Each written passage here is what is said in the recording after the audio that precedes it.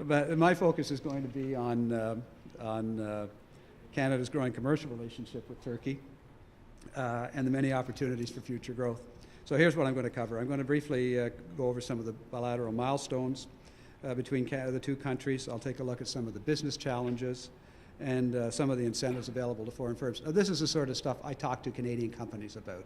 So for those of you in this room that are for Turkey, this might be of interest to you just from the sense of how we speak about your country when we're trying to promote it, to meet the ambassador's goal of increasing that bilateral trade. I'm going to take a look at Canadian trade investment in Turkey, including the products that Canadian provinces tend to send there, and some recent commercial successes. And then I'm going to focus a little bit on the sectors of opportunity for Canadian firms. And because of the growing trade and political ties between Turkey and the Middle East, North Africa, or MENA region, I want to briefly outline the broad significance to Canada of that relationship, because that is something, that's another avenue for Canadian companies to leverage their partnerships with Turkish firms to get into that part of the world. And then I'll just finish with a couple of final thoughts. There we go. So I'll begin with some of the milestones. I'll tell you, I arrived in Turkey 6 years ago. I lived there for 4 years. I lived in Ankara for 2 years and in Istanbul for 2 years. And when I arrived there, the relationship was much different than it is now, just in the past 6 years. For example, while all G20, I used to say G50 countries, had a consulate in Istanbul, we had nothing other than an honorary consul. Now, the lady that did it was good. Her dad had done the job before her, plugged in, wonderful lady. But we had nothing really official there. And so we also had no direct flights. The ambassador was talking about now daily flights, both ways, including for passenger and for cargo. There was no double taxation agreement. And back then, to be brutally frank, there weren't very many high-level visits. We didn't have cabinet ministers going over very often at all. And, but that's all changed now. And thanks to the recent Senate report, which the ambassador mentioned, we now have a roadmap for how to move that the bilateral relation to the next level.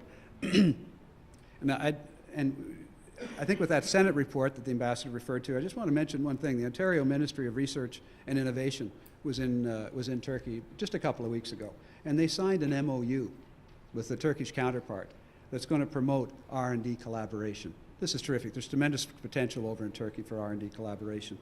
And then strong economic fundamentals and a young and dynamic population are two of the reasons that Terry Matthews, famous Canadian entrepreneur, recently announced a major investment in the Turkish advanced technology sector. And Canadian firms aren't alone in recognizing that potential. As the ambassador mentioned, in the past decade, there's been over $120 billion worth of worldwide foreign direct investment into Turkey. I seem to have moved ahead. Well, anyway, it doesn't matter. Not to say that there aren't challenges to doing business in Turkey. And it's, as is the case with any other emerging economy, we're going to be dealing with time-consuming documentation or legal or regulatory issues. But having said that, the Turkish government has worked hard to make the country a very attractive business destination. After all, Turkey, like Canada, of course, relies on foreign trade and investment to spur economic growth. So I think everybody in this room knows about the new commercial code, so I'll just say that we talk about that in Canada to promote this very Western-oriented business framework to do business in Turkey, that this is something that resonates with Canadian businesses. And we also talk about the other incentives, the reduction in corporate income tax, the attractive individual tax rates, those sorts of things. We let Canadian businesses know about that because we're trying to work with the Investment Support Promotion Agency of Turkey in attracting more Canadian FDI into the Turkish market. And there's no question, I'm just going to try to get to the next slide. Okay. No question that Canada's business presence in Turkey has flourished in the past few years. Now, as Ambassador Holmes rightly pointed out, we don't ship that much, and he mentioned last year, and it wasn't that high, it was less than $1 billion. But there have been 2 years in the last couple of years where Canadian exports to Turkey have been above $1 billion. I know that's 1/4 of 1% of what we of what we ship worldwide, that's because we always look south. We don't look to the world that much. But for Canada, in terms of other countries, that's pretty big. So, and in other words, if Turkey was a member of the EU, it would be Canada's 7th largest export destination in that 28-member trade body. That's significant for Canada. I'm going to talk about the provinces. The top 4 provinces shipping to Canada, accounting for about 70% of Canada's exports, are Quebec, followed by BC, Ontario, and Saskatchewan.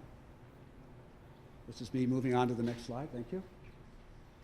Major Quebec exports to Turkey include iron and steel, aircraft, and newsprint. BC tends to ship coal and machinery. Ontario also sells machinery, along with aircraft parts and agricultural products such as soya beans and hatching eggs. And the major Saskatchewan exports, as you might imagine, are all agricultural-based: lentils, wheat, and chickpeas. While Canadian investments in Turkey fell in the aftermath of the global economic crisis, with Nortel and CanWest selling their profitable operations, Canadian firms are more active there now more than ever. Today, Canadian investment in Turkey is in about the $1 to $1.5 billion range, and it's growing. And this slide shows some of the notable business milestones. And of course, a new milestone is that Turkey has now been identified as one of 20 priority markets for Canada. This is a huge step. Incidentally, that corresponds to what the US and the UK have done. For the US, Turkey is one of just 5 priority markets, and it's the only one in Europe as far as the US Department of Commerce is concerned. And for the UK, Turkey is one of 20, like Canada, priority international markets. I'll just move on to the next slide. This is a detailed list. I'll just go through some of it rather quickly, but again, these are the sectors that we can focus on for Canadian companies. It's not just 1 or 2 sectors that Canadian companies, or American for that matter, can do well in Turkey in, but it's the agriculture sector. It's in the automotive sector, and I think Ambassador Holmes talked about that earlier today, where they're on track to reach production capacity of 1.5 million units by 2025. It's the 2nd largest bus producer in Europe, the largest light commercial vehicle producer in Europe, and the 3rd largest truck market in Europe. It's the 17th largest automotive producer in the world. Tremendous potential for Canadian auto parts producers. The banking sector was referred to earlier as well. Like Canada, no banks failed in Turkey as a result of the economic crisis. Last year, the Turkish banking industry grew by about 13%. The ambassador talked about the construction sector, and I won't repeat what he said, but I will talk about the fact that Turkish construction firms are working internationally. And the volume of international contracts won by Turkish construction firms last year reached a record-breaking $26 billion. So this is great potential for Canadian companies that can joint venture with Turkish construction firms. Civil aviation, excellent potential. We know about Turkish Airlines. The ambassador told you that it's the first in the world in terms of the destinations that it flies to. It's just one of about 20 Turkish-based airlines. All of these airlines are creating demand for new aircraft and aircraft parts, as well as for safety equipment, training, and management expertise. The nearly 50 commercial airports in the country also contribute to demand for foreign supplies and services. The defense sector represents tremendous opportunity for Canadian companies. And the Americans have recognized this. The American Turkish Council, when they hold their annual event, and I've been fortunate enough to attend 2 of them, there's a major focus on the defense sector. And for good reason. Turkey operates the largest land force in NATO and the 2nd largest fleet of F-16s outside of the United States. It's the world's 8th top importer of defense equipment. The country's defense equipment expenditure comes to approximately $4 billion a year. And the government is aiming for Turkey to reduce its arms import dependency and to pursue joint ventures. So again, opportunity for North American firms. Next slide, please. The energy sector. It's one of the world's fastest growing energy markets. However, it relies, as we all know, heavily on foreign sources for most of the fuels it uses. Consequently, it needs not only energy supply, but also energy efficiency. It's going to spend in the energy sector over $100 billion at a minimum for new investments over the next 10 years to meet growing power demand for renewables, for power generation privatizations, for utilization of domestic lignite reserves, for exploration, for nuclear projects, and for infrastructure work. Again, tremendous potential for Canadian companies. The environment sector, a great potential again. Health sector, growing. It's a growing market for a wide spectrum of Canadian medical products and services, and including because they're building health facilities and using the PPP model. ICT, again, one of the fastest growing markets in the world, having expanded about 9% each year for the last 3 years. In the mining sector, Turkey ranks 10th in the world in terms of mineral wealth. Canadian firms are increasingly active players in the Turkish mineral sector with a focus on gold, silver, copper, and zinc operations. A successful Canadian mining firm in Turkey is Eldorado Gold. Its gold mine operation is not only the largest one in Turkey, it's the largest one in Europe. And I'll move on to the next slide. Turkish investments, Canadian and other international firms aren't just looking to Turkey, they're looking to the MENA region. Turkey's expanding trade with that region accounts for about 1/5 of its total exports. And MENA, in turn, accounts for about 10% of FDI into Turkey. Turkish investments in the MENA region tends to be concentrated in manufacturing, construction, oil and gas, and services sectors. And we tell this to Canadian companies. If you're interested in doing business in the MENA region and you want to work with good people, work with the Turks.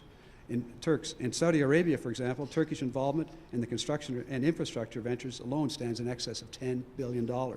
Turkish investment in northern Iraq is growing quickly. We're reading about it all the time. For example, Turkish firms have an estimated 95% share of the multi-billion-dollar Iraqi construction market.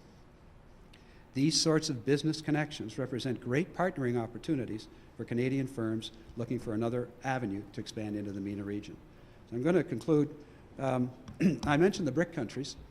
I hadn't heard of the Fragile Five, but I'm going to look them up. But the reason I mentioned BRIC is that this is what Goldman Sachs, you mentioned Goldman Sachs in your presentation, and Goldman Sachs came up with the term BRIC. And that's about a dozen years ago. And then they came up more recently with a term called growth markets. And the growth markets are the BRICS and you call them MIST.